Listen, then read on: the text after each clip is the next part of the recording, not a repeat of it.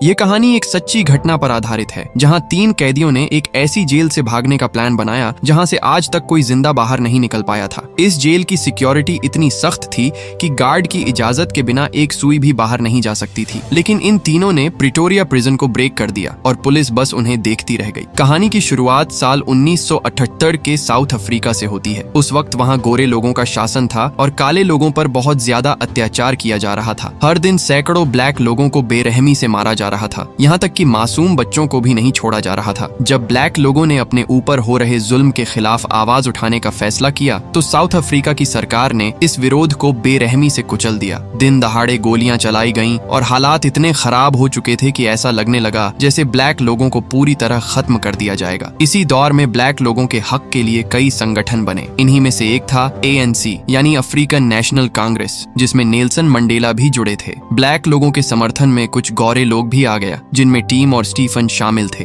ये दोनों ANC के सदस्य थे। एक दिन टीम और स्टीफन एक बाजार में अलग अलग जगहों पर कुछ बैग रख देते हैं। थोड़ी देर बाद इन बैग्स में लगे बम फट जाते हैं। ये बम जानलेवा नहीं थे, बल्कि इनका मकसद बैग्स में रखे पर्चों को हवा में फैलाना था, ताकि लोगों को बताया जा सके कि गोरे लोग ब्लैक लोगों पर कैसे जुल्म कर रहे हैं। अगर वह खुद हाथ से पर्चे बांटते तो पुलिस उसे तुरंत पकड़ लेते, क्योंकि उस समय ऐसा करना यह एक बहुत बड़ा अपराध माना जाता था। लेकिन इतनी चालाकी के बावजूद भी पुलिस ने टिम और स्टीफन को रंगे हाथों पकड़ लिया। सरकार के लिए ये कोई आम अपराधी नहीं थे, बल्कि बहुत ही खतरनाक थे। इसीलिए बिना देरी किए इन्हें सीधे कोर्ट में पेश किया जाता है और जैसे ही केस शुरू होने वाला होता है तभी टीम की गर्लफ्रेंड डेफनी उससे मिलने आ जाती है। वह चुपके से टिम को कुछ पैसे देते हुए कहती है कि इन पैसों को छुपा कर रखना, जेल के अंदर यह काम आएंगे, लेकिन ध्यान रखना कि पकड़े मत जाना, वरना सजा और बढ़ सकती है। यह कहकर वह वहाँ से चली जाती है। इसके बाद टिम टॉयलेट जाता है और उन पैसों को एक ट्यूब में डालकर अपने शरीर में छुपा लेता है। फिर टिम और स्टीफन दोनों को कोर्ट में ले जाया जाता है। अब कोर्ट में टिम और स्टीफन पर आरोप लगाया जाता है कि उन्होंने बम के जरिए लोगों की जान खतरे में डाली। हालांकि सच यह था कि वो असली बम नहीं था, लेकिन जज एक कट्टर गोरा और सख्त इंसान था। वह गुस्से में कहता है कि उसे उन लोगों से नफरत है जो मानते हैं कि सभी इंसान बराबर हैं। टिम, जो एक फेमस प्रोटेस्टर था, उसे 12 साल की सजा मिलती है और स्टीफन को 8 साल की सजा मिलती है। कोर्ट में उनके पेरेंट्स रोने लगते हैं। जज उन्हें डांटता रहता है और केस खत्म हो जाता है। इसके बाद एक पुलिस वाला हथकड़ी लगे स्टीफन को कुर्सी पर बैठाकर वहां से चला जाता है। तभी स्टीफन की नजर पास की खुली खिड़की पर पड़ती है। वह इधर उधर देखता है, लेकिन कोई उस पर ध्यान नहीं दे रहा होता। मौका देखकर स्टीफन तुरंत उठता है और बिना सोचे समझे खिड़की से कूद जाता है। नीचे गिरते ही उसके पैर में चोट लगती है। तभी एक पुलिस वाला उस पर गोली चलाने लगता है। नीचे खड़ा दूसरा पुलिस वाला उसे पकड़कर बुरी तरह पीटना शुरू कर देता है। स्टीफन अब पूरी तरह घायल हो चुका था। इसके बाद दोनों कैदियों को पुलिस वैन में डाल दिया जाता है और उन्हें खतरनाक प्रिटोरिया जेल ले जाया जाता है। जेल पहुंचते ही वहां का वार्डन कैप्टन स्निपेल उनसे मिलने आता है। वह पहले से ही इनके बारे में सब जानता था, लेकिन मिलने के बजाय वह उनका अपमान करने लगता है। वह गुस्से में कहता है कि तुमने अपनी ही जाति के साथ गद्दारी की है। अब इन दोनों को जेल के अंदर लाया जाता है। जैसे ही टिम अंदर जाता है, उसकी नजर सबसे पहले दरवाजे के सिस्टम पर जाती है। वह उसे ध्यान से देखता है और समझने की कोशिश करता है। ऊपर टावर में खड़े गार्ड नए कैदियों को डराने के लिए अपने ऑटोमेटिक हथियार दिखाते हैं। इसके बाद इन दोनों को अगल और बगल के सेल में बंद किया जाता है। गार्ड कहता है कि अगर तुमने अपने सेल में गंदगी की तो तुम्हें उसकी सजा मिलेगी। यह कहकर वो वहां से चला जाता है। अब वे दीवार पर नॉक करके एक दूसरे से बातें करने लगते हैं। अगली सुबह जब वे खाना खाने जाते हैं तो टिम देखता है कि कुछ कैदी ब्लू रंग की ड्रेस में हैं, जबकि उनकी ड्रेस ग्रे होती है। वह खाना लेकर उनके पास जाता है, लेकिन वे उसे घूरने लगते हैं। तभी उसके पीछे एक बूढ़ा आदमी आता है और उसे अपने साथ चलने को कहता है। वह उसे एक अलग टेबल पर ले जाता है। इस कैदी का नाम डेनिस गोल्डबर्ग है, जो एक पॉलिटिकल प्रिजनर है और उसे उम्र कैद की सजा मिली है। डेनिस ने कहता है कि यहाँ 2 ग्रुप के कैदी हैं। नीले रंग का ग्रुप बहुत खतरनाक कैदियों का है। उनमें से कुछ को उम्र कैद हुई है, कुछ को फांसी की सजा, और टिम जैसे धूसर रंग वाले ग्रुप में कम अपराध करने वाले कैदी हैं, जिनकी सजा 2 से 12 साल के बीच है और इनमें से ज्यादातर नस्लवाद के खिलाफ आंदोलनकारी थे। डेनिस ने कहा कि हमें उन नीले ग्रुप वालों के साथ कभी नहीं बैठना चाहिए, वे बहुत खतरनाक हैं। दूसरी तरफ स्टीफन नीले रंग वालों के साथ बैठ गया था। तब धूसर रंग वालों ने टेबल पर आवाज करके इशारा किया, इसलिए स्टीफन वहां से उठकर जल्दी से टिम के पास आ गया। डेनिस से उनकी कई बातें हुई। टिम ने कहा कि हमें यहाँ 12 साल की सजा हुई है, लेकिन हम इतने दिन जेल में नहीं रहेंगे, हम भागेंगे। उनकी यह बातें हो रही थी। तभी वहाँ एक क्लीनर कैदी ने कुछ थाली बर्तन गिरा दिए। तभी एक ऑफिसर आया और उसे तरह तरह से ताने मारकर पीटा। असल में यहाँ जो काले लोग वाले कैदी थे, उन लोग पर अत्याचार का कोई अंत नहीं था। वे पूरा जेल साफ सफाई का काम करते थे, लेकिन थोड़ी सी गलती पर उन्हें इस तरह पीटा जाता था। अब डेनिस इस मौके पर टिम और स्टीफन से उनके एस्केप प्लान पर डिटेल में बात करता है। वह कहता है कि यह बिल्कुल आसान नहीं होगा। जेल की दीवारें बहुत ऊंची हैं, ऊपर कांटेदार तार लगे हैं, टावर में गार्ड सर्च लाइट और मशीन गन के साथ तैयार रहते हैं। अगर कोई भागने की कोशिश करे तो उसे तुरंत गोली मार दी जाएगी। सुरंग बनाना भी इम्पॉसिबल है। आखिर में डेनिस उन्हें समझाता है कि यह बेवकूफी भरा सपना छोड़ दो, लेकिन पास में खड़ा एक कैदी उनकी बात सुन रहा था। उसका नाम लियोनिड फॉन्टेन था। वह उनके पास आता है और कहता है, तुम लोग डेनिस की बातें मत सुनना, वह एक डरपोक आदमी है। वह सबको इसी तरह डराता है। इसी कारण बहुत से लोग भागना चाहते हुए भी नहीं भाग पाते। लेकिन मैं मानता हूँ कि इस दुनिया में असंभव जैसा कुछ नहीं होता। तुम लोगों के पास अगर भागने का कोई प्लान है तो मुझे बताओ, मैं तुम्हारी मदद करूंगा। इस तरह टिम, लेनर्ड और स्टीफन की एक टीम बन जाती है जो जेल से भागने के बारे में सोचने लगती है। अब टिम सोचने लगता है कि वह यहाँ से बाहर कैसे निकले। दरवाजों के ताले तोड़ने के अलावा उसे कोई और रास्ता समझ नहीं आता, इसलिए वह हर रात अपने सेल के ताले को ध्यान से देखने लगता है। वह समझने की कोशिश करता है कि यह कैसे काम करता है। टिम समझ चुका था कि उसे बाहर निकलने के लिए दरवाजों के ताले खोलने होंगे। करीब 50 दिनों तक वह अपने सेल के लॉक को ध्यान से देखता रहा। एक दिन उसे लगा कि सिर्फ देखने से कुछ नहीं होगा। जितना समझना था वह समझ चुका था। अब काम शुरू करने का समय आ गया था। टिम एक कागज को मोड़कर ताले के अंदर डालता है और उसकी गहराई मापता है। फिर उसी कागज पर निशान लगाकर चाबी का डिजाइन तैयार करता है। अगली सुबह नहाते समय वह लेनर्ड से कहता है कि उसे जेल से भागने का एक तरीका मिल गया है। वह कहता है कि वह इस जेल के हर दरवाजे की चाबी बनाएगा और उन्हीं चाबियों से दरवाजे खोलकर बाहर निकलेगा। ये सुनते ही लेनर्ड हंस पड़ता है। उसे यकीन ही नहीं होता क्योंकि चाबी वह बनाएगा किस चीज से, और हर गेट की चाबी बनाने के लिए तो उन्हें ताले को ठीक से देखना भी पड़ेगा, जो लगभग नामुमकिन है। तब टिम कहता है, हम कोशिश तो कर ही सकते हैं। मैं लकड़ी की चाबियां बनाऊंगा। जेल में हमें लकड़ी का काम करवाया जाता है, वहीं छिपकर मैं इन्हें तैयार करूंगा। लेकिन असली चुनौती यह थी कि चाबी बनाने के लिए उसके शेप और साइज को सही से समझना जरूरी था, और ताले की चाबी को देख पाना बिल्कुल आसान नहीं था। चाबी तो सिर्फ कुछ खास जेलरों के पास होती थी और वे खुद से आकर कैदियों को चाबी दिखाने वाले नहीं थे। इसलिए टिम और उसके साथियों ने एक चाल चली। वे बीच बीच में जेल के अंदर झूठी लड़ाई का नाटक करते और जानबूझकर हंगामा खड़ा कर देते थे।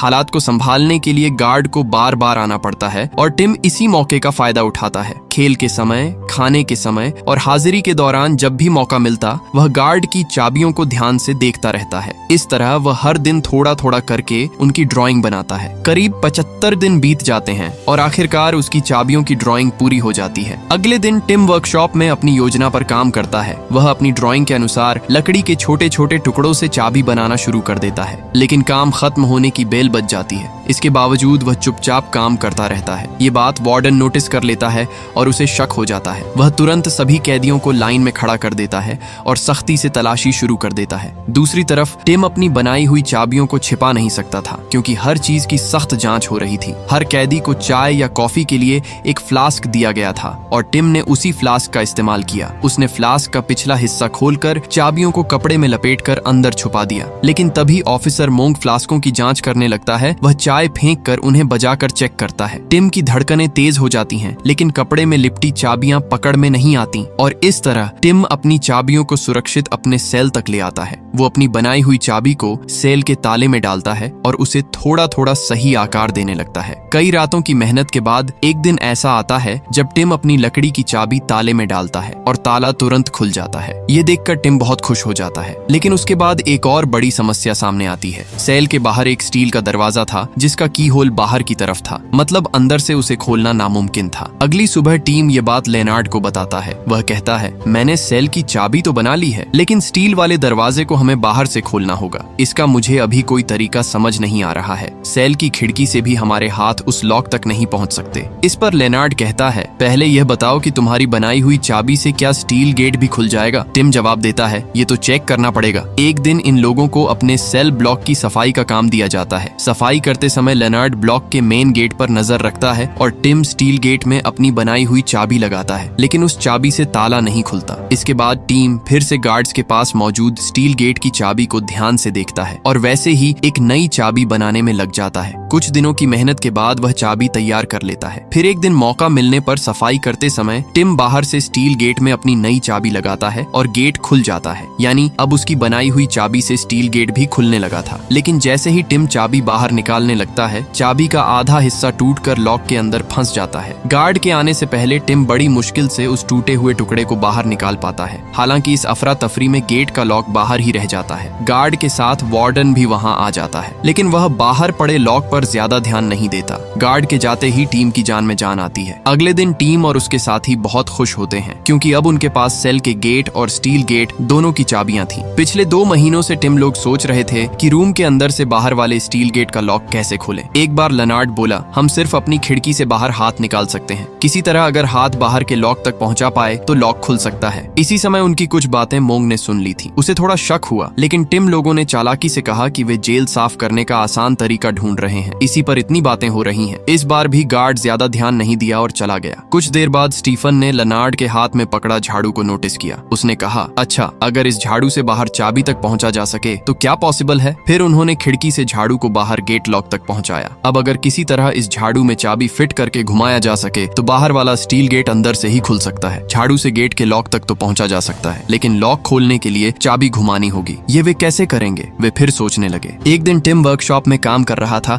और उस समय उसने एक हैंड क्रैंक मशीन देखी। तभी उसके दिमाग में एक आइडिया आया। उस मशीन के हैंडल की तरह उसने झाड़ू के आखिरी सिरे पर एक लकड़ी लगा दी और घुमाने की व्यवस्था बना ली। यहाँ चाबी फिट करते हैं, लेकिन चाबी को झाड़ू की लाठी से ही घुमाना पॉसिबल हो जाता है। अब तो इसे भी टेस्ट करके देखना जरूरी है। उसी रात टिम ने इस लाठी से बाहर के गेट के लॉक तक पहुंचाया और कुछ कोशिश के बाद उसने बाहर वाला स्टील गेट भी खोल दिया। टिम बहुत खुश हो गया। वो कर पाया, लेकिन लाठी को अंदर लाते समय चाबी खुलकर बाहर गिर गई। अगर गार्ड ने इसे देख लिया तो सब खत्म हो जाएगा। तो चाबी को अब किसी भी तरह अंदर लाना ही होगा। टिम के पास च्युइंगम था। उसने च्युइंगम को चाबी पर लगाया और लाठी के सिरे पर चिपका दिया। बहुत कोशिश के बाद एक स्टेज पर वह चाबी को अंदर ला सका। टिम फिर से बड़ी मुश्किल से बच गया। अगले दिन सुबह खाने के समय टिम ने अपने साथियों से कहा, मैंने ग्रिल और स्टील दोनों तरह के गेट खोलने में कामयाब हो गया हूँ। मुझे लगता है कि हम इसी तरह सारे गेट खोलकर बाहर निकल सकते हैं। स्टीफन यह सुनकर बहुत खुश हुए और हैरान भी। टिम लेकिन अपनी इन चाबियों को कभी भी अपने पास नहीं रखता था। कभी वह इन्हें एक जगह छिपाता,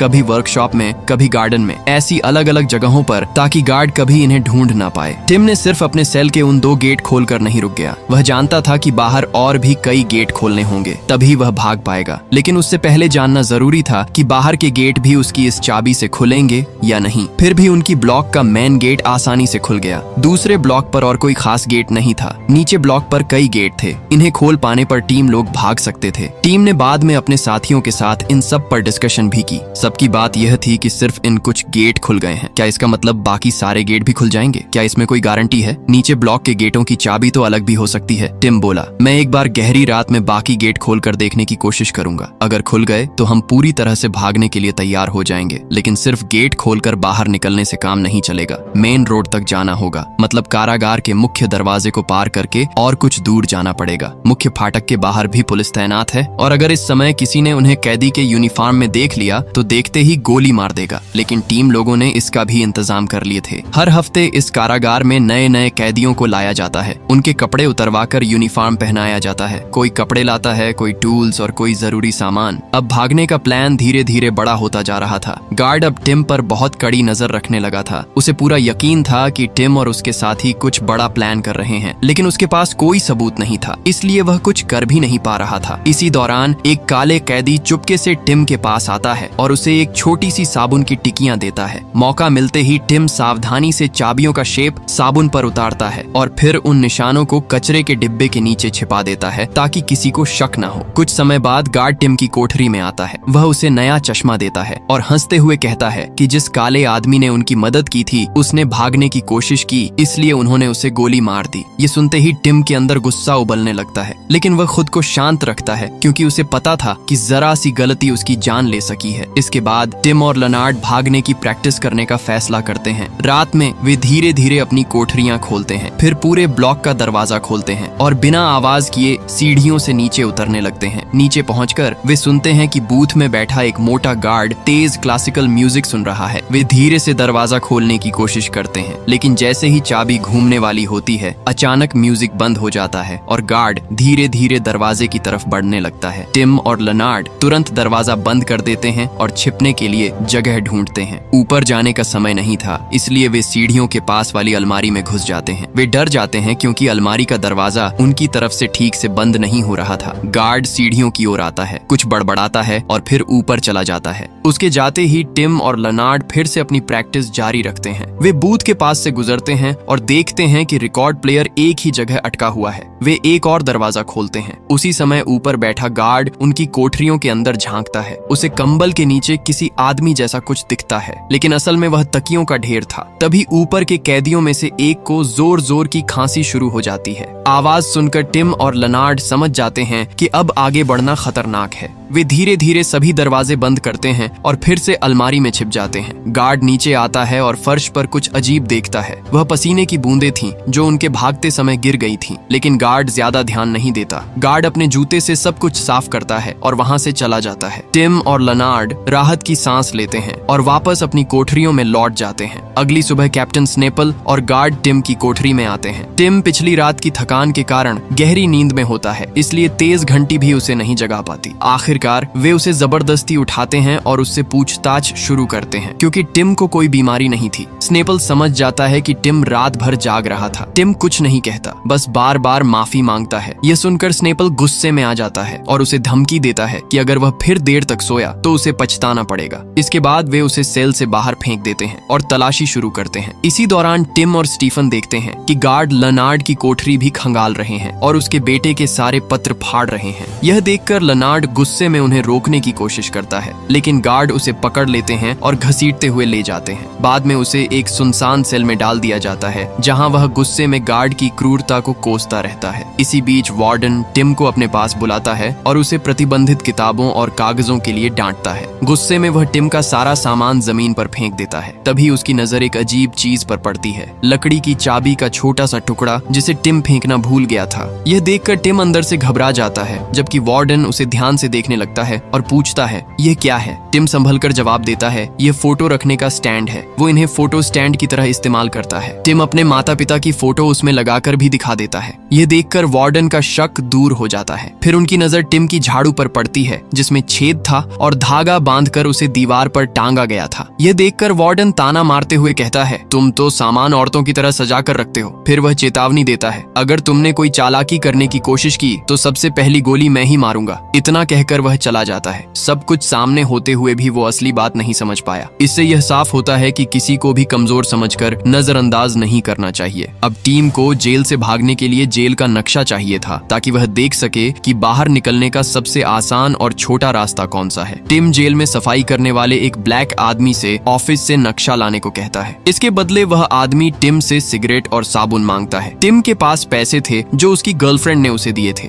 जब टिम जेल में आया था तो उसने सबसे पहले अपने पैसे अपने शरीर से बाहर निकालकर और उन्हें जमीन के अंदर रख दिया था। उन्हीं पैसों में से कुछ की मदद से वह जेल के अंदर सिगरेट और साबुन खरीदता था। वह यह चीजें सीधे सफाई वाले को नहीं दे सकता था, क्योंकि अगर किसी ने देख लिया तो टिम पकड़ा जाता। इसलिए टीम एक डस्टबिन के नीचे चुंगम से साबुन और सिगरेट चिपका कर रख देता था। वहीं से सफाई वाले को उसका हिस्सा मिल जाता था। इसी तरीके से टीम को जेल का नक्शा भी मिल जाता है। टिम उस नक्शे को टूथपेस्ट की ट्यूब में छुपा देता है और ऊपर से टूथपेस्ट भी भर देता है, ताकि किसी को शक ना हो। नक्शा छुपाने के बाद टीम हर रात अपने सेल से बाहर निकलता और सभी गेट्स के लॉक को अपनी बनाई हुई चाबियों से टेस्ट करता रहता था। जरूरत पड़ने पर वह चाबियों में सुधार भी करता था। उसकी हर रात बहुत ज्यादा तनाव से भरी होती थी। हर वक्त पकड़े जाने के डर से उसे पैनिक अटैक तक आने लगे थे, लेकिन उसने हार नहीं मानी और लगातार कोशिश करता रहा। कुल मिलाकर टीम ने जेल के 10 गेट्स के लिए 33 चाबियां बना ली थी। अब टीम को जेल में 404 दिन पूरे हो चुके थे। वो पूरी तरह भागने के लिए तैयार था। उसने जेल का नक्शा स्टीफन और लनार्ड को भी दिखा दिया, ताकि वह भी समझ सके कि किस रास्ते से भागना है। लेकिन टीम खुद एक बार बाहर तक का रास्ता देख लेना चाहता था। इसके लिए वह जानबूझकर अपने दांत में दर्द पैदा करता है। इसी वजह से जेल की डॉक्टर उसे इलाज के लिए बाहर ले जाने को कहती है। टिम को जेल के पीछे वाले रास्ते से ले जाया जाता है। वहाँ अंत में एक इलेक्ट्रिक गेट होता है, जिसका बटन गार्ड के ऑफिस में होता है। बटन दबाते ही गेट खुल जाता है। इसके बाद एक और गेट आता है। उसे पार करते ही टिम देखता है कि अब उसके सामने सिर्फ मेन गेट बचा है। ये गेट दिन भर खुला रहता है, क्योंकि कैदियों की आवाजाही और राशन की सप्लाई इसी रास्ते से होती है। इसके बाद सीधे सड़क शुरू हो जाती है। ये सब देखकर टिम वापस लौटता है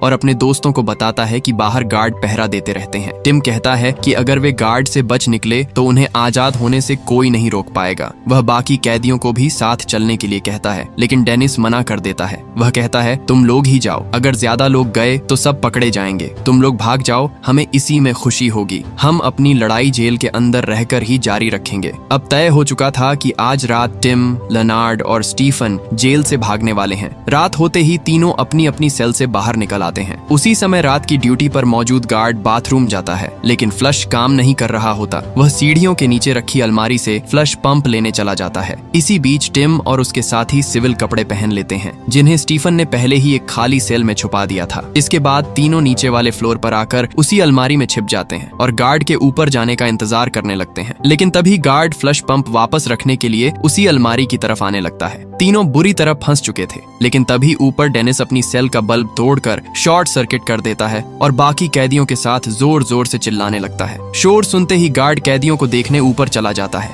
यह पूरा प्लान असल में टीम का ही था। उसी ने डेनिस से ऐसा करने को कहा था ताकि यह लोग गार्ड ऑफिस से इलेक्ट्रिक गेट की बटन दबा सकें। अब टीम एक एक करके गेट खोलने लगता है। पहले वह अपनी चाबी से पहला गेट खोलता है, फिर ऑफिस के पास वाला दूसरा ऑफिस में जाकर वह बटन दबाता है और इलेक्ट्रिक गेट भी खुल जाता है। इसके बाद 2 और गेट खोलने के बाद आखिर में एक आखिरी गेट आता है। इसे खोलते ही तीनों आजाद हो सकते थे, लेकिन यह आखिरी गेट किसी भी चाबी से नहीं खुल रहा था। टीम ने पहले कभी इस गेट को ट्राई नहीं किया था। उसे लगा कि उसके पास इतनी सारी चाबियां हैं तो कोई ना कोई जरूर काम कर जाएगी, लेकिन ऐसा नहीं हुआ। अब टीम कहने लगता है कि उन्हें वापस लौट जाना चाहिए वरना पकड़े जाएंगे, लेकिन लेनार्ड हार मानने को तैयार नहीं था। वह उस लकड़ी के दरवाजे का फ्रेम को तोड़ने लगता है जिसमें लॉक लगा था। फ्रेम तोड़ते समय आवाज होने लगती है। टिम उसे रोकने की कोशिश करता है, लेकिन लेनार्ड अब और इस नरक में नहीं रहना चाहता था और वह अब पीछे नहीं हटना चाहता था। काफी कोशिश के बाद लॉक फ्रेम से बाहर आ जाता है और तीनों वहां से निकल जाते हैं, लेकिन ऊपर स्नाइपर गार्ड तैनात होते हैं, इसलिए वे तुरंत एक दीवार के पीछे छिप जाते हैं। तीनों सिविल कपड़ों में होते हैं। टिम शीशे में देखकर कंफर्म करता है कि स्नाइपर अब दूसरी तरफ जा रहे हैं। मौका मिलते ही टिम अपने दोस्तों के साथ मेन गेट से बाहर निकल आता है। तीनों कई गार्ड के बीच से गुजरते हुए फाइनली सड़क पार करते हैं। इसके बाद टिम एक टैक्सी रोकता है। यहाँ उसकी गर्लफ्रेंड द्वारा दिए गए पैसे काम आते हैं और टैक्सी उन्हें शहर से दूर ले जाती है। अगली सुबह जब गार्ड चेक करता है तो उसे पता चलता है कि टिम, स्टीफन और लेनार्ड जेल से भाग चुके हैं।